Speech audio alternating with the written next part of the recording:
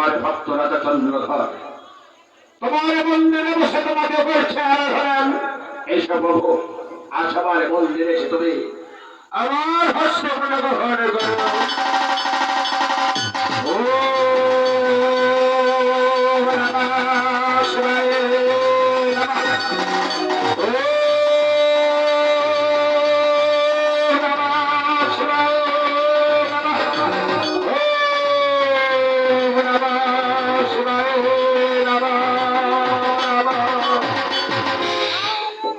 রাজা অঞ্জলি দাও চরণে রাজু, অঞ্জলি দাও চরণে রাজু।